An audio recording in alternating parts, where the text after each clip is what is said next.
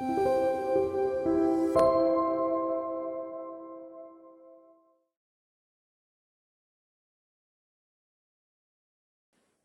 오늘 성리 꿈의 교회 온 지 이제 2달 정도가 돼서 오늘 마지막 말씀을 전하게 되는데 그동안 함께 신앙생활하고 또 꿈의 교회를 위하여서 헌신하신 모든 성도 여러분들께 감사드립니다.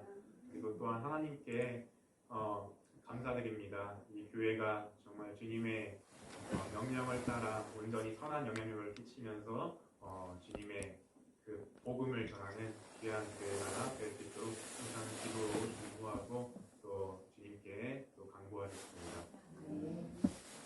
여러분께서 오늘 이 마태복음 28장 말씀 잘 알고 계시는 말씀일 겁니다.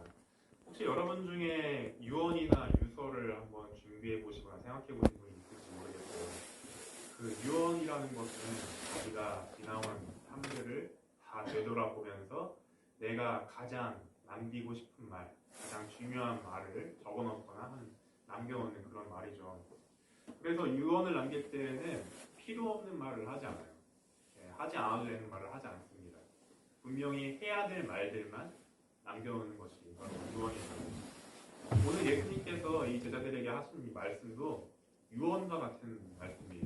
왜냐하면 하늘로 승천하시기 전에 제자들에게 마지막으로 명령하신 그 말씀인데 이 말씀이 이 유언이라고 생각을 한다면 예수님께서 필요 없는 말은 전혀 하지 않으셨겠죠. 그래서 우리가 이 예수님 말씀을 볼 때 한 단어도 허투루 듣지 않고 그것이 무슨 뜻인지 유익 있게 볼 필요가 있습니다. 오늘 이 예수님께서 3년간 동고동락했던 제자들을 이 땅에 남겨두고 떠나시면서 남긴 이 한마디 한마디, 이것을 우리가 지상 최대의 명령이라고도 합니다. 이 마태복음 28장 말씀은 예수님의 부활로부터 시작입니다. 예수님께서 십자가에 달려 돌아가신 뒤에 아리마대 요셉의 그 용기와 헌신으로 예수님께서 돌무덤에 매장이 되셨죠. 근데 이 대제사장들과 바리새인들이 예수님의 무덤을 앞을 경비병을 세워서 지키게 했습니다. 왜 그랬느냐? 이 예수님의 제자들이 예수님의 시체를 훔쳐서 부활했다고 거짓말 칠 것이다 이렇게 생각을 한 거죠. 그런데 그게 아니고 예수님께서는 정말로 예수님의 예언대로 3일 만에 부활을 하셨죠. 그래서 예수님의 부활하신 그 모습을 마리아와 많은 여성들이 보게 되었고 그 예수님의 12제자들도 보게 되었고 사도 바울의 증언에 의하면 500여 명의 형제들도 예수님의 부활하신 모습을 목격을 했습니다. 그럼에도 불구하고 예수님의 부활을 믿지 못하는 사람들이 있었어요. 그것은 거짓말이다. 예수님이 부활하셨다는 것은 거짓말이다. 지금까지도 믿지 못하는 많은 사람들이 있습니다. 여러분, 우리는 예수님이 누구신지 분명히 알아야 합니다. 예수님께서 살아계신 하나님의 아들이시고 이 땅에 오셨다는 것, 그리고 우리의 죄를 구원하시기 위하셔서 십자가에 달려 죽으시고 부활하셨다는 것, 이것을 우리가 매주 사도신경을 통하여서 고백하고 증언하지 않습니까? 여러분께서 입으로 그 사도신경을 고백하실 때 그것이 정말 여러분의 믿음이십니까? 여러분이 입으로만 고백하는 것이 아니라 여러분의 삶 가운데 그것이 분명한 확신으로, 분명한 믿음으로 자리 잡으시길 원합니다. 아멘. 우리가 이것을 확실히 믿을 때에 예수님의 그 명령을 지키는 데에 더욱더 당당해질 수가 있고 확신에 차는 그 복음이 사람들 마음에 심기어질 때 그 마음 가운데서 성령님이 역사하시는 것입니다. 이 부활하신 예수님을 보고 놀란 제자들, 그리고 또는 예수님의 부활하신 모습을 보는데도 도마처럼 믿지 못하던 그런 제자들에게 예수님께서 말씀하셨어요. 하늘과 땅의 모든 권세를 내게 주셨으니. 우리가 보통 예수님의 마지막 명령을 생각하면은 28절, 19절과 20절 말씀만 생각을 합니다. 그러므로 너희는 가서 이렇게 쭉 해서 너희와 항상 함께 있으리라. 이 말씀만 중요하게 생각을 하는데 그 앞절 28장 18절 말씀이 굉장히 중요한 말씀이에요. 우리 다시 한번 읽어볼까요? 28장 18절 말씀입니다. 읽겠습니다. 시작. 예수께서 나와 말씀하여 이르시되 하늘과 땅의 모든 권세를 내게 주셨으니. 아멘. 하늘과 땅의 모든 권세를 내게 주셨으니. 왜 이것이 중요한가? 예수님께서 내가 이만큼 권세가 많은 사람이니까 너희들은 내 명령을 반드시 지켜야 한다. 이런 권위적인 뜻에서 하신 말씀일까요? 아닌 것 같죠? 왜 이 말씀하셨나? 왜 이 말씀하셨나? 아까 말씀드렸듯이 예수님은 누구의 아들이시죠? 하나님의 아들이십니다. 이 하나님의 아들이라는 것은 무슨 뜻이냐면 하나님의 모든 권세를 상속받은 분이라는 거예요. 그래서 독생자라는 겁니다. 독생자. 독생자가 정확한 표현으로는 독종자예요. 독종자. 단 한 가지 종류밖에 없는 아들이에요. 독종자. 그래서 하나님의 아들은 예수님일 수밖에 없고 예수님 밖에 하나님의 아들의 그 역할을 감당할 수가 예수님만 감당할 수 있다. 이 뜻이에요. 그러니까 하나님께서 예수님을 이 땅에 아들로서 보내신 것은 그냥 단순히 나 대신에 네가 이 일을 해라 이렇게 명령해서 내려오신 게 아니고 내 모든 권세를 너한테 위임을 할 테니까 네가 나의 일을 이 땅에서 인간의 모습으로 행해라. 이런 뜻에서 예수님께 하늘과 땅의 모든 권세를 주셨다는 겁니다. 이 말씀이 바로 그 뜻이에요. 예수님께서 제자들에게 마지막 명령을 내리기에 앞서서 하늘과 땅의 모든 권세를 내게 주셨으니 이 말씀은 예수님의 권세를 자랑하기 위한 뜻이 아니라 바로 제자들을 위해서 하신 말씀이에요. 제자들을 위해서. 한 이야기를 들려드리겠습니다. 한 목사님께서 유명한 대기업의 사목으로 사역을 하게 되셨어요. 원래 이 목사님은 시골의 작은 교회에서 사역을 하시던 목사님인데 그 유명한 대기업의 회장님이 장로님이신데 이 목사님 말씀을 듣고 감명을 얻으셔서 이 목사님께서 우리 회사에 오셔서 말씀을 전해주시면 좋겠다. 그래서 초청을 해서 이제 월요일마다 회사에서 예배를 드릴 때 이 목사님께서 말씀을 전하게 되셨어요. 근데 이 목사님이 마음속에 두려움이 생겼어요. 이 회사의 임원들 다 공부도 많이 하고 재력도 좋으신 분들이고 사회의 고위층 분들인데 내가 혹여나 말씀하다가 말실수를 하면은 그것으로 흠잡히지 않을까. 그래서 위축이 들어서 말씀을 전할 때도 조심조심하게 그리고 말씀을 전할 때 위축이 되어서 제대로 그 말씀을 전할 수가 없는 겁니다. 그래서 이 목사님이 매주 말씀을 전하시면서 기쁨의 말씀을 전하시는 게 아니고 자꾸 부담이 되고 자꾸 위축이 되는 거예요. 그래서 아무래도 나는 이 사목은 아무래도 더 이상 못하겠다. 나는 그냥 시골로 돌아가서 원래 하던 목회를 하는 것이 더 마음에 편하고 그것이 더 행복할 것 같다. 이런 생각을 하고 있었어요. 근데 어느 날 이제 예배가 끝나고 이제 엘리베이터를 타고 집으로 가려는 중에 그 회사의 회장님, 장로님이랑 같이 엘리베이터를 타게 된 거예요. 근데 이 목사님 얼굴에 근심이 가득하니까 이 회장님이 목사님 혹시 오늘 시간 있으시면 점심 식사 같이 하십시다. 그래서 네 좋습니다 하고 점심 식사를 하러 가서 얘기를 듣는 거예요. 목사님 혹시 무슨 고민이 있으십니까? 이렇게 얘기를 하니까 목사님 이제 솔직하게 얘기를 하는 거죠. 아무래도 내가 이 회사에서 사목을 그만 사임해야 할 것 같습니다. 그래서 왜 물어보니까 이런 마음이 있어서 제가 너무 힘듭니다. 그래서 이 회장님이 그 목사님 말씀을 다 듣고 이 말씀을 하시는 거예요. 목사님 아무 걱정하지 마세요. 목사님은 내가 모시고 온 분이니까 목사님이 어떻게 하시든 간에 다 제 책임입니다. 그리고 목사님께서 소신껏 복음을 전하십시오. 목사님께서 마음껏 복음을 전해주시기 바랍니다. 이 이야기를 하니까 목사님께서 그동안 쌓여있던 근심들이 다 날아가면서 마음의 평안을 얻고 그 다음부터는 복음을 당당하게 전할 수 있었다고 합니다. 제가 이 말씀을 왜 드렸나? 이 이야기가 오늘 이 28장 18절에서 20절 말씀과 상황이 비슷한 거예요. 왜냐? 이 제자들, 12제자들이 그동안은 예수님과 3년 동안 같이 다니면서 복음을 전하고 기적들을 행하는 것을 보고 하나님의 말씀이 전하여져서 이 땅에 어떤 변화를 일으키는지 그것들을 다 목격을 하고 봐왔어요. 그런데 이제는 예수님께서 그들을 떠나신다는 거예요.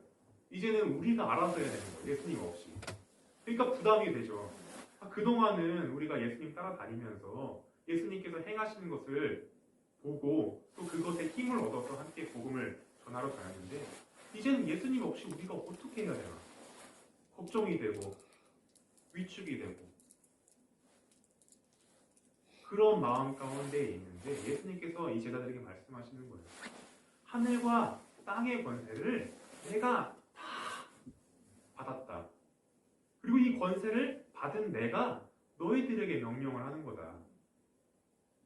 그러니까 너희들은 걱정하지 말아라. 이 말씀인 거예요. 여러분께서 우리 교회에서 복음을 전하실 때 혹여나 위축이 되시는 분이 있습니까? 우리 교회가 이렇게 작은데 오는 사람이 있을까? 없으시죠? 여러분, 예수님께서 여러분을 제자 삼으셨습니까? 여러분께서는 예수님의 그 권세를 다 위임 받으신 거예요. 아멘. 여러분께서 믿음으로 행하신다면 병자도 고칠 수 있고 아멘. 여러분께서 믿음으로 행하신다면 마음이 닫혀있는 사람들의 마음 문도 열릴 수 있고 아멘. 여러분이 믿음으로 행하신다면 이 자리에 믿지 않는 주님께 영광 돌리고 주님께 자신이 자녀됨을 고백하는 그런 귀한 일들이 일어날 줄을 믿습니다. 아멘. 이 제자들에게 용기를 북돋아 주신 예수님께서 또 명령을 하십니다.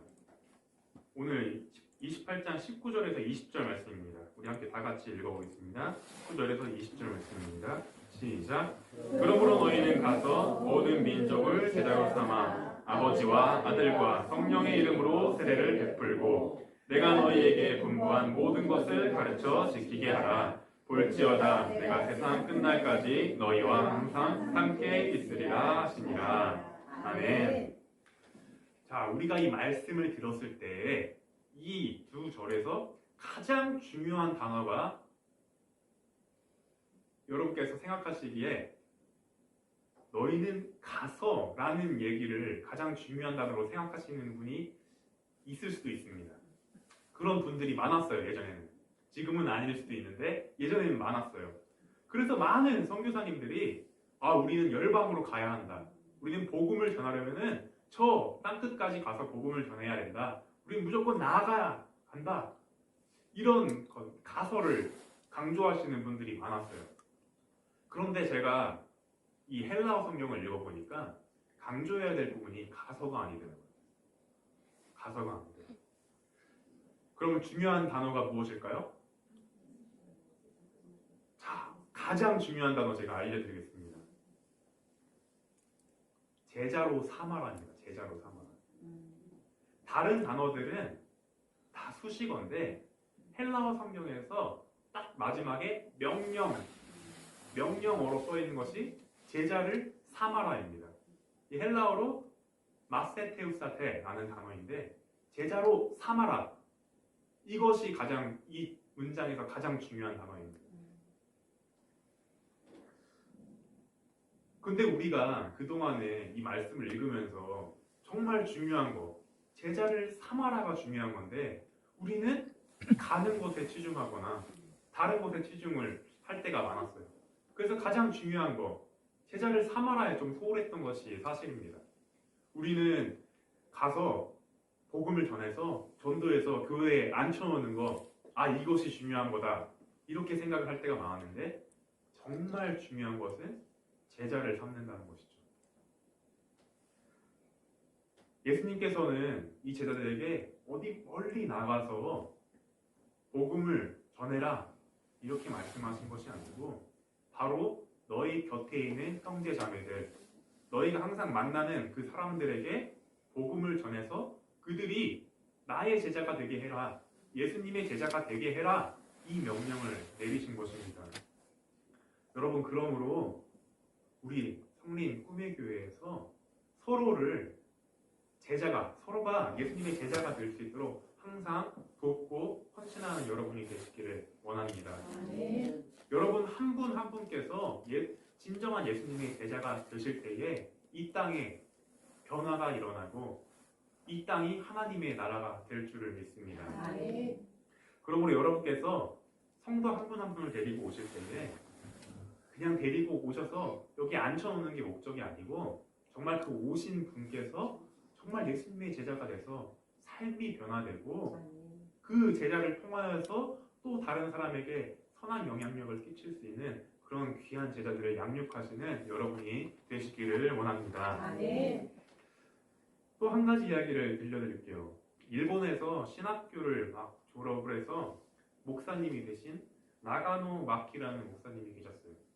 근데 이 목사님께서 이제 목회를 시작하기 앞서서 하나님께 기도를 하다가 응답을 받았는데 교회가 한 군데도 없는 그 시골에 가서 교회를 개척하라는 응답을 받았어요.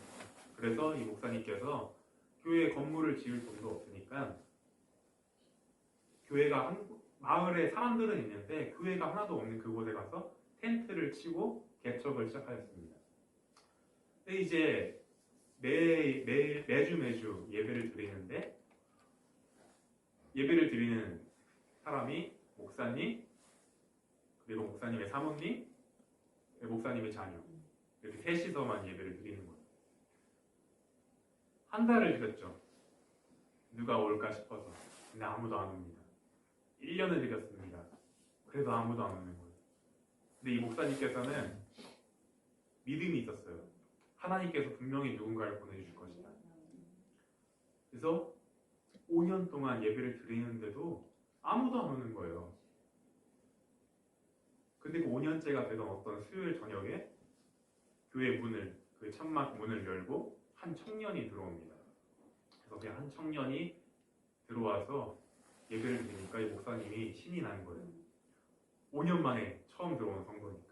그래서 아주 신나게 말씀을 전했어요. 근데 이 청년이 이 말씀을 들으면서 계속 우는 거예요. 저 청년이 왜 울까? 목사님께서 예배가 끝난 후에 청년한테 오늘 같이 식사하면서 얘기합시다. 그래서 같이 식사를 하면서 청년 얘기를 듣는데 이 청년이 알고 보니까 그 일본의 유명한 정치인의 사생아였어요. 그래서 이 청년이 태어날 때부터 상처를 안고 살아간 거예요. 근데 이 상처를 받은 이 청년이 교회에 가서 좀 상처를 치유받으면서 하나님을 믿기 시작했어요. 그래서 하나님께 의지하고 신앙생활을 이어가다가 나는 목사가 되어야겠다 싶어서 신학교에 들어갔는데 이 청년이 어느 날 결핵에 걸린 거예요. 그랬더니 이 신학교에서 이 결핵 환자는 병을 옮길 수도 있으니까 공부를 지금은 할 수가 없다. 근데 이 청년도 자기가 병을 옮기면 다른 사람에게 피해니까 알겠습니다 하고 신학교를 나왔어요. 근데 이 신학교를 나와서 이제 교회에 가서 예배를 드리려고 하는데 그 가는 교회마다 이 청년을 다 박해하는 거예요. 이 결핵에 걸려서 지금 교회에 들어오면 안 된다. 그래서 다 문전박대를 하는 거예요. 이 청년이 점점 마음이 힘들어졌습니다. 내가 정말 예배할 공간이 없구나. 정말 이 하나님의 말씀이 살아있는 것이 맞나? 그런 마음에 의심을 갖기 시작했어요. 그래서 결국 이 청년이 계속 자신의 삶을 비관을 하다가 결국에는 생을 스스로 마감할 결심을 하게 됐습니다. 근데 이 청년의 마음을 알게 된 한 사람이 그렇게 극단적인 선택을 하기 전에 마지막으로 한 교회만 더 찾아가 봐라. 그런데 그 교회가 바로 이 나가노 마키 목사님의 교회였던 것입니다. 근데 이 나가노 마키 목사님께서 이 청년을 아주 극진히 돌봐줬어요. 좋은 것도 사 먹이고 또 약도 지어 먹이고 그래서 이 청년이 결국에는 결핵이 다 낫고 신학교로 돌아가서 학업을 잘 마치고 목사님이 되셨습니다. 이 목사님이 바로 일본의 빈민의 아버지로 칭송받았던 가가와 고요이코 목사님입니다. 여러분 이 나가노 목사님 5년이 넘도록 목회를 하시면서 단 한 명의 성도를 구원하였습니다. 이 목사님이 실패한 목회자일까요? 아닙니다. 이 한 명의 영혼을 구원하였기 때문에 이 한 명의 영혼이 그 많은 빈민들의 영혼을 구원하는 일들을 할 수가 있었던 것이죠. 여러분이 흔히 착각하는 것이 더 많은 사람들을 이 교회에 데리고 오고 더 많은 성도들이 모여야 이 교회가 부흥하는 것이다 이렇게 생각을 하시는데 그것이 아닙니다. 이 한 명의 죽어가는 영혼을 끝까지 인도하는 것이 정말로 이 교회가 부흥하는 길입니다. 아멘. 예수님께서 정말 많은 사람들을 모으는 것이 목적이셨다면 왜 12제자만 모으셨겠습니까? 수만 명, 수천만 명, 수백만 명을 모으셨겠죠. 근데 예수님께서 이 12제자들에게 집중하시면서 제자를 삼았던 것은 여러분들도 그렇게 하시라는 겁니다. 여러분들도 한 영혼에게 마음을 쏟고 영혼을 쏟고 그 영혼을 구원하는 데 집중하여서 그가 정말 끝까지 천국 가는 그날까지 그 방향을 잃지 않고 하나님께로 인도될 수 있도록 최선을 다하라는 것입니다. 아멘.